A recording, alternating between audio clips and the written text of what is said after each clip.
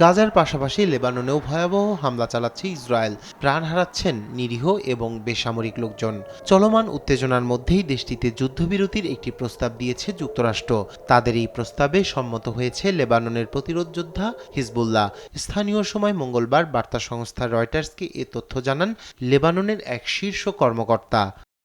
পার্লামেন্টের স্পিকার নাবি বেরির সহকারী আলী হাসান খলিল বলেন, সোমবার মার্কিন রাষ্ট্রদূতকে তাদের বক্তব্য লিখিত আকারে উপস্থাপন করেছে লেবানন। আলোচনা চালিয়ে যেতে হোয়াইট হাউসের দূত আমোস হোস্টেইন বৈরুতে যাচ্ছেন বলেও জানান তিনি।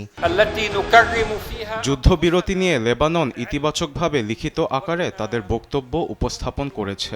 আমরা যেসব মন্তব্য পেশ করেছি তা জাতিসংঘের রেজলিউশনের 1701-এর সব বিধানের সঙ্গে সুনির্দিষ্ট আনুগত্য নিশ্চিত করে। লেবাননের পক্ষ থেকে যুদ্ধবিরতিতে সম্মতির কথা জানানো হলেও এ বিষয়ে ইসরায়েলের তাৎক্ষণিক কোনো মন্তব্য পাওয়া যায়নি।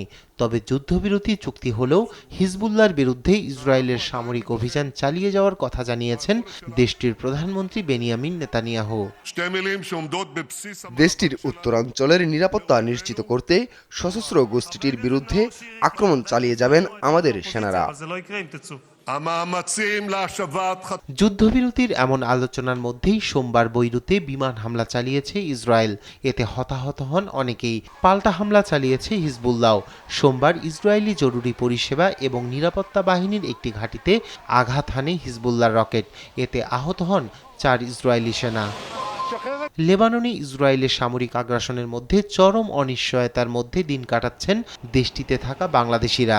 ইতিমধ্যে লেবাননের দক্ষিণ অঞ্চল থেকে তাদের কর্মস্থল ছেড়েছেন প্রায় 3000 বাংলাদেশি। ইসরায়েলি হামলায় এ পর্যন্ত অন্তত 7 বাংলাদেশি আহত হওয়ার কথা জানা গেলেও এখনও কোনো মৃত্যুর খবর পাওয়া যায়নি। রায়হান কবি শুভ্র, নিউজ ডেস্ক, দেশ টিভি।